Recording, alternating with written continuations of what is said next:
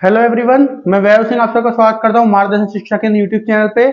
आशा करता हूँ सब लोग ठीक होगे, अपनी तबीयत का पूरा ख्याल रख रहे होगे और अपनी पढ़ाई में पूरी मेहनत कर रहे होगे। तो चलिए आज की वीडियो शुरू करते हैं। ये हमारी वीडियो होने वाली है मॉर्निंग करंट अपडेट्स की वीडियो 14 मार्च 2023 की। 14 मार्च 2023 की मॉर्निंग करंट अपडेट्स की ये वीडियो होने वाली है। तो चलिए पहली न्यूज देखते हैं। पहली न्यूज क्या है? Department of social justice and empowerment and Brahma Kumaris sign MOU for नशा मुक्ति भारत अभियान। ओके, तो किस किसने? Department of social justice and empowerment, department of social justice and empowerment, ये गवर्नमेंट ऑफ इंडिया की ऑर्गेनाइजेशन है। ओके, एंड ब्रह्म कुमारीज, ये एक प्राइवेट ऑर्गेनाइजेशन है। ओके, ये मतलब एक एनजीओ की तरह है। ये जो ब्रह्म कुमारीज है एक एनजीओ की तरह है जो डेवलपमेंट में काम करता है। इंडिया की जो डेवलपमेंट है उसमें काम करता है, कोई प्रॉफिट नहीं देखता है। ओके, तो इन दोनों ने एक एमओयू साइन किया है। एमओयू मतलब मेमोरेंडम ऑफ अंडरस्टैंडिंग। ठीक है, इन दोनों ने आपस में डील साइन करी है। किस चीज के लिए साइन की है? नशा मुक्त भारत अभियान। ये एक अभियान है जिसके लिए नशा मुक्त भारत अभियान, इन दोनों ने मिलकर डील साइन करी है। इन दोनों ने मिलकर एमओयू साइन किया है। इसमें क्या करेंगे ये लोग? ये जो भारत में ये जो नशा हो रहा है, ठीक है, इसको मुक्त करने की कोशिश करेंगे कि नशा जो है जल्दी से जल्दी खत्म किया जा सके। जो लोग नशा कर रहे हैं उनको नशे से बाहर निकाला जा सके, इस चीज के लिए कोशिश करेंगे दोनों मिलके। कौन कौन? एक तो गवर्नमेंट ऑफ इंडिया की ऑर्गेनाइजेशन, कौन सी? Department of social justice and empowerment and Brahma Kumaris. Okay, अब ये इसमें करेंगे क्या? पहले ये जानने की बात है, इसमें लोग करेंगे क्या? देखिए क्या करेंगे, अलग अलग इलाकों से, जैसे इन्होंने कुछ एरिया, जैसे लॉन्च हुई जो स्कीम लॉन्च होगी नशा मुक्त भारत अभियान, लॉन्च हो चुकी है वैसे ऑलरेडी। तो इसमें इन्होंने क्या किया है? 232 डिस्ट्रिक्ट चुने हुए हैं। 232 डिस्ट्रिक्ट चुने हुए हैं और ये जो 232 डिस्ट्रिक्ट हैं इनका क्या होगा? इनमें ये लोग अलग अलग लोगों को चुन लेंगे एरिया के हिसाब से। टोटल 20 वॉलंटियर्स को ये लोग चुनेंगे और फिर वो जो 20 वॉलंटियर्स है वो अलग अलग जगह पे घूमेंगे और वहां पे क्या करेंगे? वहां पे देखेंगे कि यहाँ पे कोई ड्रग एडिक्ट तो नहीं है या अल्कोहल एडिक्ट तो नहीं है। अल्कोहल एडिक्ट मतलब जिसको क्या आती है? आदत हो जाती है। ठीक है, जिसको आदत हो जाती है उसको एडिक्ट बोलते हैं। तो या तो कोई ड्रग का नशा तो नहीं करता है, या तो फिर कोई शराब का नशा तो नहीं करता है। शराब मतलब अल्कोहल का नशा तो नहीं करता है। ये सब चीजें ये लोग आइडेंटिफाई करेंगे और उसके बाद फिर उनकी काउंसलिंग करेंगे। काउंसलिंग का मतलब उनको समझाएंगे, उनको बताएंगे, उनके मतलब कुल मिला के अवेयरनेस फैलाने का ये लोग काम करेंगे। अवेयरनेस फैलाने का ये लोग काम करेंगे, जिससे क्या करेंगे ये लोग? अवेयरनेस फैलाएंगे तो लोगों में जब जागरूकता उठेगी, है ना, जागरूकता आएगी लोगों की, तो वो अपने आप क्या है इसको छोड़ देंगे। ये जो नशा होगा, जो भी नशा वो लोग करते होंगे, इसको ये छोड़ देंगे। तो इनका मेन फोकस क्या होगा? एक तो लोकल पब्लिक पे होगा, दूसरा इनका मेन फोकस होगा जो गवर्नमेंट इंस्टीट्यूशंस होते हैं या फिर जो नॉर्मल कॉलेजेस वगैरह होते हैं। इंस्टीट्यूशन का मतलब जो कॉलेजेस होते हैं। ओके, जो कॉलेजेस होते हैं उन पे इनका ज्यादातर फोकस है। क्यों? क्योंकि जो यूथ है हमारी देश का, भारत का जो यूथ है, उसको ये नशा वाली चीजें जो हैं इनसे दूर रखा जा सके। कहीं वो नशे में पड़ के जो हमारे देश का फ्यूचर है, फ्यूचर कौन होता है देश का? फ्यूचर यूथ होता है। जो भी यूथ होगा, जो कॉलेज में पढ़ रहा है, जो स्कूल में पढ़ रहे हैं, वही देश का क्या होते हैं? वही देश का फ्यूचर होते हैं। अगर वो लोग नशे की आदत डाल लेंगे तो उससे क्या होगा? परेशानी होगी आगे जाके, पता नहीं छूटेगी नहीं छूटेगी। तो जो वो डेवलपमेंट में हाथ बटा सकते थे देश की में, वो नहीं बटा पाएंगे। तो इसी वजह से क्या होगा? कॉलेजेस पे भी बहुत ध्यान दिया जाएगा। जो इन्होंने आइडेंटिफाई किए हुए डिस्ट्रिक्ट, वहां के कॉलेजेस का, वहां की जो नॉर्मल पब्लिक है, उन सबका ध्यान रखा जाएगा। ओके, और इसके बाद क्या होगा? जैसे 232 डिस्ट्रिक्ट्स में जब कामयाब हो जाएगा तो इसके बाद इसको और जगह पे फैलाया जाएगा, और ज्यादा जो डिस्ट्रिक्ट्स है उसका एरिया बढ़ा दिया जाएगा और डिस्ट्रिक्ट्स में इसके अंदर लाई जाएंगे और उनके ऊपर फिर काम किया जाएगा। ओके, तो ये क्या है? ये जो नशा मुक्त भारत अभियान है इसमें किया जाएगा। अब देखिए इसमें दिक्कत क्या आ रही है। अब इसमें दिक्कत क्या आती है? ये जो नशा मुक्त भारत अभियान है कि अगर हम स्टेट गवर्नमेंट की बात करें तो स्टेट गवर्नमेंट जो है वो पैसा कहां से कमाती है? टैक्स से कमाती है। अब टैक्स, जो मैक्सिमम अमाउंट ऑफ टैक्स होता है वो स्टेट गवर्नमेंट को कहां से मिलता है? क्योंकि देखिए सब चीज पे तो जीएसटी लगती है। जीएसटी से कौन कमाता है? जीएसटी से सेंट्रल गवर्नमेंट कमाती है, केंद्रीय सरकार कमाती है, और वो फिर स्टेट्स को बांटती है उनके हिसाब से जो उनका शेयर है। लेकिन जो खुद ये लोग कमाते हैं, जो स्टेट गवर्नमेंट होती है, जो राज्य की सरकार होती है, जो खुद कमाती है, वो 2-3 चीजों से कमाती है, जिनमें से मेन इंपॉर्टेंट चीज क्या है? वो दो चीज है। एक तो है आपकी पेट्रोल, ठीक है, पेट्रोल से ये लोग कमाते हैं, और दूसरी चीज है आपकी अल्कोहल, मतलब शराब, जो बहुत ज्यादा जो कमाई होती है इनकी, बाकी और भी दो तीन चीजें हैं, लेकिन जो मैक्सिमम अमाउंट ऑफ कमाई इनके पास आती है, जो टैक्स से जो इनके पास कमाई आती है, जिसमें जो ह्यूज कंट्रीब्यूशन है किस चीज का है, इन दोनों चीज का है। तो यहाँ पे पेट्रोल से तो हमें कोई मतलब है नहीं फिलहाल, हमें बात किसके लिए करनी है, अल्कोहल के लिए करनी है। देखिए सरकारें कोशिश भी कर रही हैं, स्टेट गवर्नमेंट हो चाहे सेंट्रल गवर्नमेंट हो, कोशिश भी कर रही है कि नशा जो है उसको हटाया जा सके, लेकिन जो स्टेट गवर्नमेंट पैसे कमा रही है, पैसे कमाएंगी जो भी तो स्टेट के लिए कुछ काम कर पाएंगी, राज्य के लिए कुछ काम कर पाएंगी, उस जो पैसे कमा रही है वो भी नशे करने वाली सबसे ज्यादा चीज से ही कमाती है। दुविधा यहाँ आती है, परेशानी यहाँ आती है, ठीक है। इसी वजह से क्या है, ऐसे अभियान जो है कई बार फेल हो जाते हैं। तो यहाँ पे स्टेट गवर्नमेंट ने क्या सोल्यूशन दिया है, स्टेट गवर्नमेंट ने और सेंट्रल गवर्नमेंट ने मिलकर, क्योंकि देखिए सेंट्रल गवर्नमेंट को भी पता है कि जो पैसा कमाया जाता है वो पैसे कहां से कमाए जाते हैं ज्यादा से ज्यादा, तो उनको भी कुछ ना कुछ इसका सॉल्यूशन निकालना है। तो उन्होंने सॉल्यूशन क्या निकाला है कि कोई भी आदमी अगर पब्लिकली बैठ के शराब पी रहा है ना, जो अल्कोहल है उसको पब्लिकली बैठ के पी रहा है, या तो फिर क्या है कोई एडिक्ट हो गया है, उसको जो है उसको एड्रेस किया जाएगा इसके अंदर, ठीक है। ये जो अभियान होगा उसकी काउंसलिंग की जाएगी। लेकिन कोई आदमी ऐसा जो एडिक्ट नहीं है, कभी पी ली कभी नहीं पी, ऐसा आदमी है ना जिसको कोई आदत नहीं लगी हुई उसकी, उसको नहीं किया जाएगा, ठीक है। लेकिन जो एडिक्ट हो चुका है उसके लिए काम किया जाएगा। देखिए अल्कोहल, इनका कहने का मतलब क्या है, स्टेट गवर्नमेंट और सेंट्रल गवर्नमेंट ने मिलकर क्या बोला, इन्होंने बोला है कि हम इसकी सेल मतलब इसको बेचना बंद नहीं करेंगे, लेकिन जिन लोगों को इसकी आदत पड़ गई है या फिर निकाल के पब्लिक में पीना शुरू कर देते हैं उन लोगों के ऊपर काम किया जाएगा। बाकी नॉर्मल को जो लोग कभी कभार पीते हैं उसको जो है उनको कुछ नहीं बोला जाएगा, ठीक है। आप पी सकते हो लेकिन एडिक्शन नहीं डाल सकते। लेकिन ड्रग्स के लिए क्या है, ड्रग्स के लिए बिल्कुल मना है, ठीक है। अल्कोहल आप ले सकते हो लेकिन ड्रग्स के लिए बिल्कुल मना है। इस अभियान के अंदर ये सारी बातें हुई है। ओके, चलिए अब नेक्स्ट न्यूज देखते हैं। नेक्स्ट न्यूज क्या है, government of India plan to install Baahubali crash barrier. अब सबसे पहले जानते हैं क्रैश बैरियर क्या है, फिर जानेंगे बाहुबली क्या है, ठीक है। फिर जानेंगे कहां पे इंस्टॉल किया है। इंस्टॉल मतलब लगाना, देखिए लगाना या फिर डालना। जैसे आपके पास फोन वगैरह हो तो उसमें आप ऐप को इंस्टॉल करते हो तो क्या करते हैं, उसमें डाउनलोड करने के बाद अपने आपके फोन में उसको लाया जाता है, ठीक है। डाउनलोड होकर वो आ गई है ना, अब उसके बाद क्या करेंगे, उसको इंस्टॉल करेंगे, मतलब आपके फोन में उसको इंस्टॉल मतलब लाया जाएगा, उसमें आपके फोन के प्रोसेसर में उसको डाला जाएगा। तो उसी तरह इंस्टॉल करने का मतलब होता है उसको लेके आना या उसको काम निकालने के लिए उसको लेके आना कैसे भी, ठीक है, उसको इंस्टॉलेशन कहते हैं। तो इंस्टॉल की गई है, कहां पे की गई है ये जानेंगे। फिर बाहुबली क्या होती है ये भी जानने वाले हैं हम लोग, और ये जानने वाले हैं कि क्रैश बैरियर्स क्या होते हैं। देखिए क्रैश बैरियर्स क्या होते हैं, जो सड़कें होती हैं हमारी, उनके आसपास जो रेलिंग टाइप लगी होती है ना, जो साइड में लगी हुई होती है ना, जो हमारे इस समय पे स्टील वगैरह की लगी हुई होती है, लोहे की लगी हुई होती है, वो क्रैश बैरियर उसको क्यों बोलते हैं, उसको क्रैश बैरियर इसलिए बोलते हैं कि मान लीजिए कोई सड़क है ना, अब साइड में उसके में अगर ये रेलिंग या फिर जो भी क्रैश बैरियर नहीं लगा हुआ तो क्या होगा, गाड़ी जो है जाएगी और सीधे, अगर मान लीजिए कहीं खाई वाई इलाके वाले इलाके में साइड में खाई है तो सीधे खाई में गिर जाएगी। लेकिन अगर वहां पे क्रैश बैरियर लगे होंगे तो क्रैश बैरियर से टकरा के नीचे गिरने से बच जाएगी। गाड़ी को डैमेज होगा, क्रैश बैरियर को डैमेज होगा, लेकिन जो लोग बिल्कुल मर सकते थे वो नहीं मरेंगे, उनकी डेथ नहीं होगी। तो ये होता है क्रैश बैरियर का काम, जो सड़क के साइड में लगे हुए होते हैं। तो अब गवर्नमेंट ऑफ इंडिया ने क्या किया है, नई तरह की क्रैश बैरियर इंस्टॉल करने की बात की है। भारत पूरी दुनिया में पहला ऐसा देश बन गया है जो ऐसे क्रैश बैरियर जो है उनको इंस्टॉल करेगा, जिनका नाम क्या है, बाहुबली। देखिए बल्ली जानते हो आप लोग, अगर आप लोग गांव वगैरह में अपने काम वगैरह मतलब गांव में रहे होगे, बहुत लोग रहे हैं गांव में, मैं भी रहूं, आप भी रहे होगे, तो वहां पे क्या होता है, जब कोई कंस्ट्रक्शन का काम होता है तो वहां पे क्या होते हैं कि बहुत बड़े बड़े लक्कड़ होते हैं, उनको क्या बोलते हैं, उनको बल्ली बोलने लगते हैं, उनको बोलते हैं बल्ली, ठीक है। तो बल्ली जो है उसी की बात यहाँ पे हो रही है, पर यहाँ पे बांस की लकड़ी की बात हो रही है। जो बांस होता है ना आपका, बैम्बू जिसको इंग्लिश में बोलते हैं, उनकी बात हो रही है। तो उनको क्या किया जाएगा, उनको केमिकली स्ट्रॉन्ग बनाया जाएगा, है ना। उनको केमिकल जो इथाइल मिथेन वगैरह इन सबके साथ मिला के उसको क्या किया जाएगा, उसको प्रोसेस किया जाएगा लैब में, और फिर उसके बाद क्या किया जाएगा, जब वो पूरा स्ट्रॉन्ग हो जाएगा, है ना, पूरा स्ट्रॉन्ग हो जाएगा, जब उसको बैरियर्स की तरह इस्तेमाल किया जाएगा। देखिए इसके ऊपर ऑलरेडी टेस्ट हो चुका है, ठीक है, इसके ऊपर ऑलरेडी टेस्ट हो चुका है लैब्स में, है ना। और इसकी जो कि आग लगती है कि नहीं लगती, कितना स्ट्रॉन्ग है कि नहीं है, ये सारे टेस्ट इसके ऊपर ऑलरेडी हो चुके हैं, जिसको इसने बहुत अच्छे ग्रेड से पास भी किया है। जब इसने बहुत अच्छे ग्रेड से पास किया है तो इसी वजह से क्या है, अब इनको क्रैश बैरियर की तरह इस्तेमाल किया जाएगा भारत में।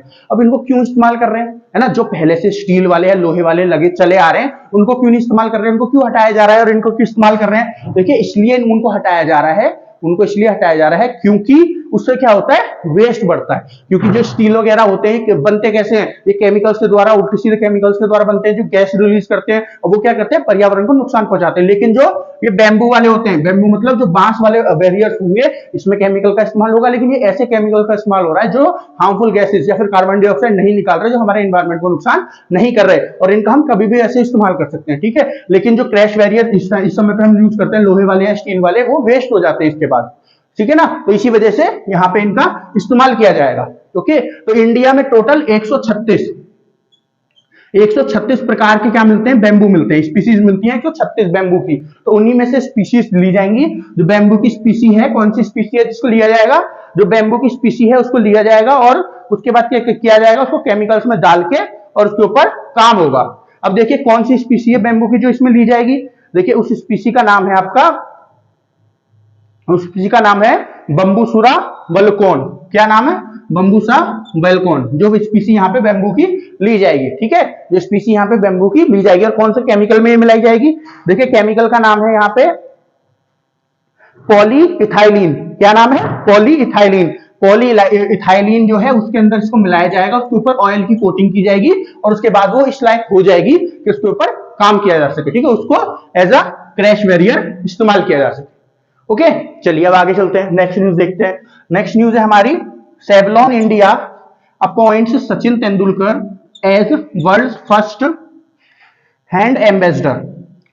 तो जो सेवलॉन इंडिया है, सेवलॉन क्या है, देखिए सेवलॉन आप जानते हो डिटॉल होता है, जैसे कीटाणु मारने के लिए, हैंड वॉश करने, हाथ साफ करने के लिए, या कई बार और बहुत सारी चीजों में क्या किया जाता है, इनका इस्तेमाल किया जाता है।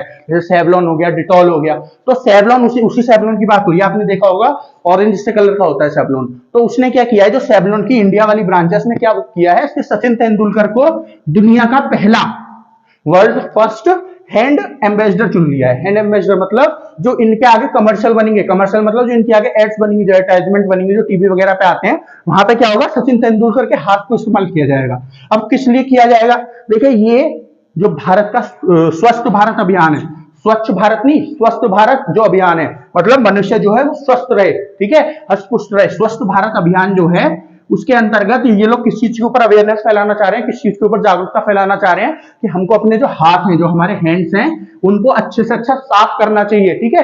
जैसे कोविड-19 आया था, तो उस समय पे क्या बताया जा रहा था कि आप अपने हाथ जो है दिन में 2-3 दिन में जो है हर एक घंटे पे अपने हाथ धो। इससे क्या होगा, अगर आपके हाथ पे कोई चीज ऐसी लग गई है, कोई वायरस लग गया है, तो वो धुल के हट जाएगा, साबुन से धोगे। तो उसी चीज के ऊपर ये जो है अभियान जो है लॉन्च किया गया है। क्या, हैंड एम्बेसडर चुना गया है सचिन तेंदुलकर जी को। और सचिन तेंदुलकर जी को क्यों चुना गया है, क्योंकि देखिए लोग जो बड़े बड़े सेलिब्रिटीज होते हैं उनको चुना जाता है, क्योंकि लोग उनको देख के फिर उन्हीं की तरह करने की कोशिश करते हैं। तो क्या होगा, लोगों में अवेयरनेस फैलती है, ठीक है। कि इतना बड़ा आदमी बोल रहा है, जिसने इतनी अचीवमेंट की है अपनी लाइफ में, इतनी अचीवमेंट जिसने ले रखी है अपने फील्ड में, तो वो अच्छा सही बोल रहा होगा। ऐसे लोगों की मेंटेलिटी होती है, इसी वजह से लोगों को, ऐसे बड़े बड़े लोगों को इसमें लिया जाता है। ओके, चलिए हम नेक्स्ट न्यूज देखते हैं। नेक्स्ट न्यूज क्या है, MEA summons Swiss envoy to protest about anti-India posters in Geneva।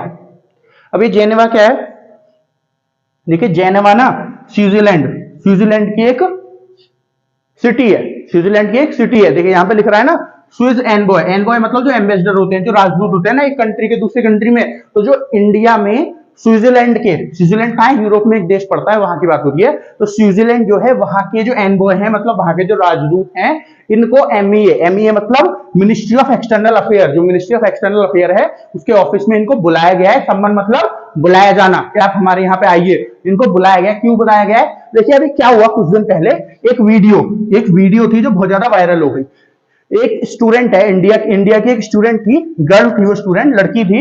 उसने क्या देखा, वो रोज जब अपने स्कूल जाती थी, वो स्विट्जरलैंड में पढ़ती थी और जेनेवा में उसका कॉलेज था, जेनेवा में रहती थी। तो उसने क्या देखा कि एक जगह है जेनेवा में, देखिए जेनेवा किस चीज के लिए फेमस है पहले ये जानिए। देखिए जेनेवा ना, जो बहुत बड़ी बड़ी यूनाइटेड नेशन की बहुत बड़ी बड़ी ऑर्गेनाइजेशंस हैं, अब बहुत बड़ी बड़ी बॉडीज हैं, जैसे यूनाइटेड नेशन, आपकी जो ह्यूमन राइट काउंसिल है, ह्यूमन राइट काउंसिल के बारे में मैंने अभी कुछ कल भी शायद बताया था, ह्यूमन राइट काउंसिल के बारे में। ह्यूमन राइट काउंसिल मतलब मानवीय अधिकार की जो काउंसिलिंग वो काउंसिल है, ठीक है, मानवाधिकार जो संगठन है वो जो है उसका ऑफिस, और भी बहुत बड़ी बड़ी ऑर्गेनाइजेशन है, उनके ऑफिस कहाँ पे, जेनेवा में मिलते हैं। क्यों मिलते हैं जेनेवा में, क्यों मिलते हैं, देखिए स्विट्जरलैंड में मिलते हैं, चलिए समझ गए, स्विट्जरलैंड अच्छी जगह होगी इसलिए यहाँ पे मिलते हैं, ठीक है, लेकिन इसकी कैपिटल में भी तो मिल सकते थे, लेकिन कैपिटल नहीं है इसकी, जो ये जेनेवा है इसकी कैपिटल नहीं है, लेकिन इसके जो जेनेवा है ना इसकी लोकेशन की वजह से, क्योंकि जो इसकी लोकेशन है ना यूरोप में, वो ऐसी जगह पे पड़ती है जहां पे आप इजीली फ्रांस के लिए भी एक्सेस कर सकते हो, जो बड़े बड़े देश है वहां के, यूरोप के जो बड़े बड़े देश हैं, जैसे फ्रांस के लिए भी आराम से एक्सेस कर सकते हो, यूके के लिए भी आराम से एक्सेस कर सकते हो, नीचे इटली वगैरह के लिए, स्पेन वगैरह के लिए भी आसानी से एक्सेस कर सकते हो, जर्मनी वगैरह के लिए भी आसानी से एक्सेस कर सकते हो, पोलैंड वगैरह के लिए। तो इस वजह से ज्यादातर जो हेडक्वार्टर्स होते हैं या फिर कोई भी ऑफिस है ना, बड़ी बड़ी ऑर्गेनाइजेशन के जो यूरोप में है वो जो है जेनेवा में ही है ज्यादातर।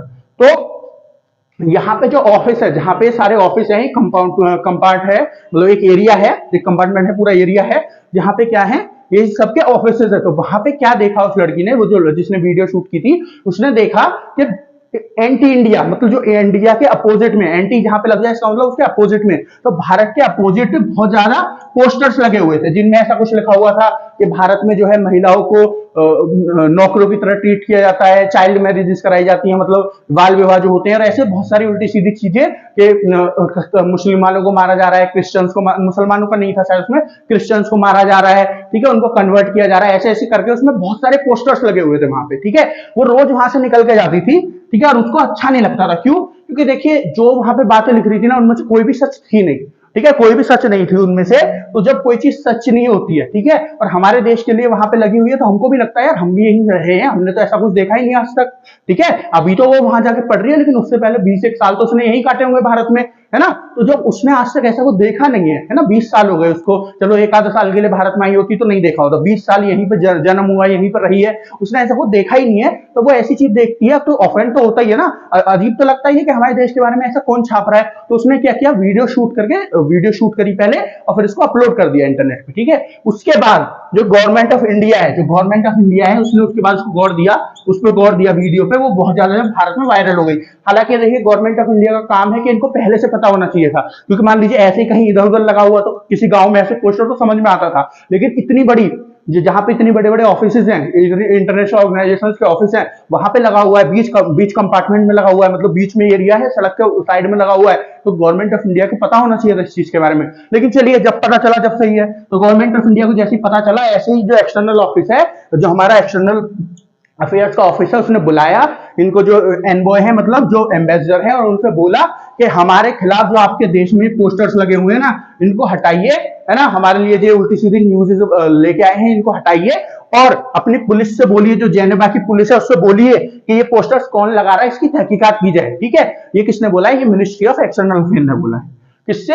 जो एनबॉय है, जो एम्बेसडर है, जो राजदूत है, कहाँ के? स्विट्जरलैंड के।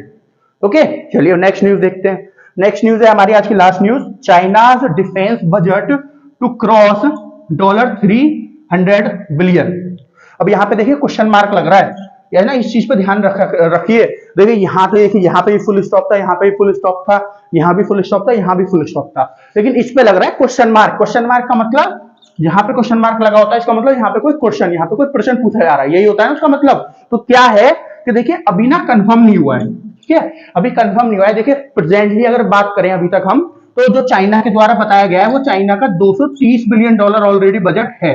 डिफेंस बजट मतलब जो मिलिट्रीज वगैरह पे यूज किया जाता है, जो मिलिट्रीज वगैरह पे इस्तेमाल किया जाता है, उसको डिफेंस बजट बोलते हैं। अब चाहे वो मिलिट्री में सैलरी देने के लिए किया जाए, पेंशन देने के लिए किया जाए, या फिर कोई हथियार खरीदने के लिए किया जाए, या कोई एरिया बनवाना हो, है ना, कुछ भी करना हो, है ना, या फिर मिलिट्री का कोई इंस्टीट्यूशन है उसके ऊपर किया जाए, कॉलेजेस वगैरह है, जो भी कुछ होगा सब इस डिफेंस बजट से होगा। जो डिफेंस बजट आता है, जो इसमें पैसे दिए जाते हैं, उसी से सब कुछ होगा, ठीक है। तो प्रेजेंटली जो चाइना का बजट है वो है 230 बिलियन, है ना, 230 बिलियन। लेकिन देखिए यूएस से बहुत साल पहले बोल चुका है, 2013-14 में यूएस से बोल चुका है कि देखिए चाइना एक स्ट्रेटेजी के तहत काम कर रहा है। क्या स्ट्रेटेजी के तहत काम कर रहा है चाइना? यूएस ने बोला कि देखिए जब भी चाइना अपना डिफेंस बजट बताए ना, तो आप उसमें अपने आप से 30 से 40 बिलियन और जोड़ लो। तो जैसे चाइना ने यहाँ पे 230 बिलियन बता रखा है, तो यहाँ पे 40 बिलियन और जोड़ लो तो हो जाता है 270 बिलियन। तो चाइना का बजट ये समझ लीजिए प्रेजेंटली 270 बिलियन है। अब चाइना ऐसे झूठ क्यों बोलेगा? चाइना ऐसे झूठ क्यों बोलेगा, ये पूछा गया यूएसए से। तो जब यूएसए के मिनिस्टर से पूछा गया, तो उन्होंने कहा कि देखिए चाइना जो है हिटलर की स्ट्रेटेजी को फॉलो कर रहा है। अब हिटलर कौन थे सब जानते हैं, दूसरा विश्व युद्ध जिन्होंने शुरू करवाया था, जर्मनी के चांसलर रहे थे, ठीक है, उन्होंने करवाया था दूसरा विश्व युद्ध, जिन्होंने दूसरा विश्व युद्ध जर्मनी की तरफ से लड़ा था या उन्होंने शुरू किया था, जो आप कहना चाहो कह सकते हो, ठीक है। तो उनकी क्या स्ट्रेटेजी थी, उनका क्या स्ट्रेटेजी थी, उनकी स्ट्रेटेजी थी, देखिए जब पहला विश्व युद्ध, पहला वर्ल्ड वॉर हार गई थी जर्मनी, तो उन्होंने ट्रीटी ऑफ वर्साई साइन करी। तो उस ट्रीटी में क्या लिखा हुआ था, उसमें लिखा हुआ था, जो उन्होंने पेपर साइन करे, जो ट्रीटी उन्होंने साइन करी, कि जर्मनी जो है अपनी आर्मी जो है बहुत बड़ी कभी नहीं करेगा। तो उन्होंने क्या किया, छुप छुप के पैसे खर्च किए, छुप छुप के अपनी आर्मी बनाई, हथियार बनाए, सबमरीन बनाई, एयरक्राफ्ट बनाए, ठीक है, बोट्स बनाई, टैंक्स बनाए, उन्होंने छुप छुप के बहुत सारे बनाए। और जब उन्होंने दूसरे विश्व युद्ध में अटैक किया, किसके ऊपर, बाकी जो यूरोप की कंट्रीज थी उनके ऊपर अटैक किया, तो क्या हुआ, तो उनके पास जब इतने सारे हथियार निकल के आए ना, तो बहुत सारी कंट्री जो यूरोप की थी, जैसे यूके, फ्रांस, जो बड़ी बड़ी कंट्री थी, ये लोग बिल्कुल ताजुब में रह गए, सरप्राइज हो गए। तो वही जो है यूएसए का बोलना है, वही चीज जो है, यही स्ट्रेटेजी कौन है, चाइना फॉलो कर रहा है, यही स्ट्रेटेजी जो है चाइना फॉलो कर रहा है। कि अभी क्या कर रहा है चाइना, धीरे धीरे करके बहुत सारी चीजें बनाता चला जा रहा है, बाहर कम दिखा रहा है और अंदर उसके पास बहुत सारी चीजें हैं, ताकि जब कल को अटैक करे तो जिस भी कंट्री के ऊपर अटैक करे उसको सरप्राइज कर दे, ठीक है, उसको सरप्राइज कर दे, ये कहना है यूएसए का। तो जैसे चाइना की अब देखिए बजट बढ़ेगा, सबको पता है, ठीक है, बजट बढ़ेगा, तो बोला जा रहा है कि चाइना का बजट इस बार $300 बिलियन तक जाएगा। वहीं अगर मैं भारत के बजट की बात करूं, तो भारत का बजट कितना है, डिफेंस बजट $72 बिलियन। अगर कंपेयर करने लगे तो तीन गुना 4 गुना हो जाता है इसका, ठीक है। चाइना के बजट से 3 से 4 गुना कम है हमारा budget, defence budget, $72 billion.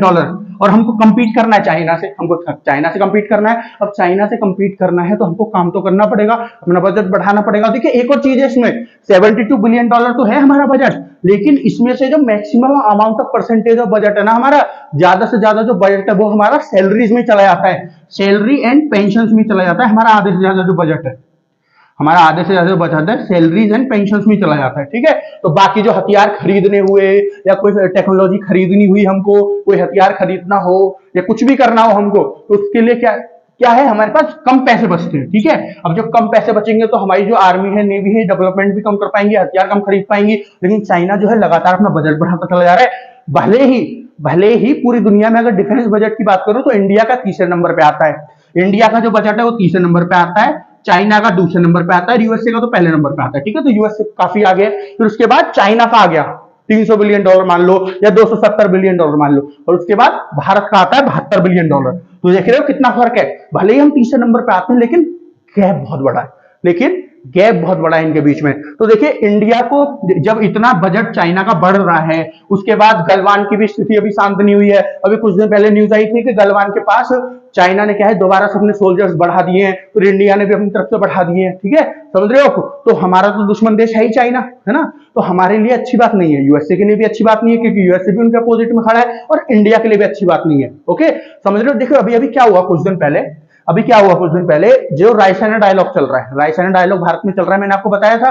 Raisena dialogue में क्या होता है, ये गवर्नमेंट ऑफ इंडिया की जो मिनिस्ट्री ऑफ एक्सटर्नल अफेयर है, ये जो मिनिस्ट्री ऑफ एक्सटर्नल अफेयर है, इसके द्वारा ऑर्गेनाइज किया जाता है। इसमें क्या होता है, बड़े बड़े लीडर्स, चाहे वो आपके जो विदेशों के जो बड़े बड़े लीडर हैं, अलग अलग देशों के जो बड़े बड़े लीडर हैं, चाहे वो आपके फॉरेन मिनिस्टर हो, फाइनेंस मिनिस्टर हो, या कोई एम्बेसडर हो, ठीक है, या फिर कोई लीडर वैसा हो जैसे प्राइम मिनिस्टर, प्रेसिडेंट वगैरह, इन सबको बुलाया जाता है यहाँ पे, और ये सब आते हैं। चाहे वो कई बार एक्स मिनिस्टर्स भी आ जाते हैं, जैसे मैं अभी जो बात बताने वाला हूँ वो यूएसए के एक्स डिफेंस मिनिस्टर की बताने वाला हूँ, जो फॉर्मर डिफेंस मिनिस्टर थे, जो पहले डिफेंस मिनिस्टर थे उनकी, मतलब इनसे पहले जो थे डिफेंस मिनिस्टर, तो इस समय जो एंथनी ब्लिंकन है उनसे जो पहले थे, उनकी बात करने वाला हूं मैं। तो क्या होता है, रायसेना डायलॉग बहुत बड़ा डायलॉग है इंडिया का, बहुत बड़ी मीटिंग्स होती है जिनमें अलग अलग बड़े बड़े मिनिस्टर जो है आते हैं अलग अलग देश से। तो वहां उसमें क्या हुआ, वो हो रहा था, डिफेंस मिनिस्टर की मीटिंग हो रही थी। तो उसमें क्या हुआ, यूएसए के एक फॉर्मर मतलब पहले के एक डिफेंस मिनिस्टर है, उनसे सवाल पूछा गया मीटिंग के दौरान कि आपको क्या लगता है विश्व शांति के लिए क्या चीज होनी जरूरी है, देखिए उन्होंने क्या बोला, उन्होंने सीधे सीधे बोला, देखिए विश्व शांति के लिए एक देश का मजबूत होना बहुत जरूरी है। और वो देश कौन सा है, वो देश है हमारा प्यारा भारत, इंडिया का मजबूत होना बहुत जरूरी है, ये उन्होंने बोला, ठीक है, ये खाली हम ही नहीं बोल रहे हैं, खाली मैं ही नहीं बोल रहा हूँ, या कोई इंडिया का कोई मिनिस्टर या कोई और टीचर आप जिससे देखते हो उसकी वीडियो, कोई ऐसे नहीं बोल रहा, ये उन्होंने बोला है। ठीक है, हम लोग तो बोलेंगे चलो हमारा देश है, लेकिन ये उन्होंने भी बोला है, जो यूएसए के मिनिस्टर है, कि इंडिया का मजबूत होना बहुत ज्यादा जरूरी है, इंडिया को मजबूत होना बहुत ज्यादा जरूरी है। क्योंकि इनसे पूछेगा क्यों, क्योंकि देखो इन्होंने बोला कि जो वर्ल्ड की शांति है ना वो आएगी एशिया से, और एशिया में चाइना एक पावर है, दूसरी पावर उसको काउंटर करने के लिए, चाइना को काउंटर करने के लिए, उसको ज्यादा बढ़ने से रोकने के लिए, उसकी उल्टी सीधी हरकतों को रोकने के लिए एक देश चाहिए, और जो इस समय पे दिख रहा है कौन, अकेला इंडिया। इस समय पे अकेला भारत है जो उसको कंट्रोल कर सकता है, जो कर भी रहा है काफी हद तक, है ना। लेकिन जब धीरे धीरे वो अपना बजट बढ़ाता चला जा रहा है, ठीक है, और इंडिया का बजट बढ़ नहीं रहा है, धीरे धीरे क्या काफी तेजी से बढ़ा रहा है, इंडिया का बढ़ रहा है धीरे धीरे, ठीक है। तो इसमें क्या हो रहा है, इससे क्या हो रहा है कि इंडिया उसको कंट्रोल तो कर रहा है, लेकिन एक समय ऐसा आएगा कि इंडिया का तो धीरे धीरे बढ़ रहा है लेकिन इसका बहुत तेजी से बढ़ रहा है, तो उसको कंट्रोल करना जो है आसान नहीं रहेगा, ठीक है, आसान नहीं रहेगा इसको कंट्रोल करना। तो इसी वजह से इंडिया का तेजी से मजबूत होना बहुत जरूरी है।